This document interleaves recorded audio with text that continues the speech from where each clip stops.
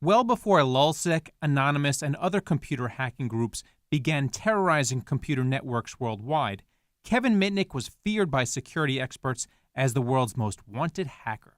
I was fascinated with magic, and then I became involved in a thing called phone phreaking, which was manipulating the telephone network. And like some of the pranks I used to pull as a kid is I changed the class of service of a friend's telephone to that of a payphone, so whenever he or his parents tried to make a call, it'd say, please deposit a quarter. And I loved the pranksterism of it, and I became a hacker because I wanted to pull more pranks with the phone system, and the phone company was moving towards computerized systems. When did you realize that you crossed over the line and you were really doing something malevolent? Well, I realized that when I was young. I actually started computer hacking before there were laws against it. And in fact, in high school, in my senior year, I went to class, and the first assignment was to write a program to find the first 100 Fibonacci numbers. Instead, I wrote a program to steal passwords.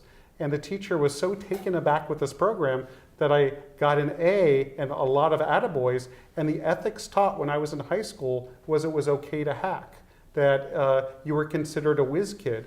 Eventually, hacking was outlawed, and Mitnick joined the FBI's most wanted list for a string of computerized corporate break-ins. After spending 5 years in prison, he emerged as a security consultant, teaching corporations the tricks of his former trade. Now that you're on the other side, trying to catch hackers, how does it feel to be playing defense as opposed to offense? It's harder, because a hacker only has to find one security vulnerability to get in, and as a security professional, we have to find all the vulnerabilities and close and shore up the defenses before the bad guys figure it out. How bad are the defenses right now, both in corporate America as well as the government? Pretty bad. As we can see with the hacks of Anonymous and LulzSec, there's a lot of low-hanging fruit out there, and they're taking advantage of it. There's a lot of websites that are internet-facing that have vulnerable applications, and the hackers are able to find them, exploit them, get access to confidential data, even to the systems themselves. And we've seen that over the last 2 months every day. What do you make about the phone hacking at News Corp? That was a very basic type of attack. I mean, they were guessing default pins.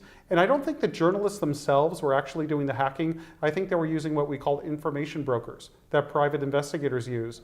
So they could have some plausible deniability. So they go to a private investigator, hey, we want to get the scoop on this guy.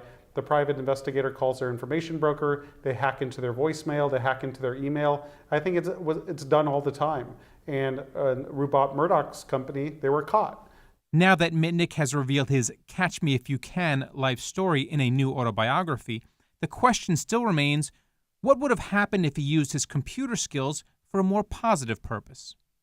When you see people like Bill Gates Yes. and now Mark Zuckerberg, did you ever think, I could have been that person instead of the hacker who went to jail?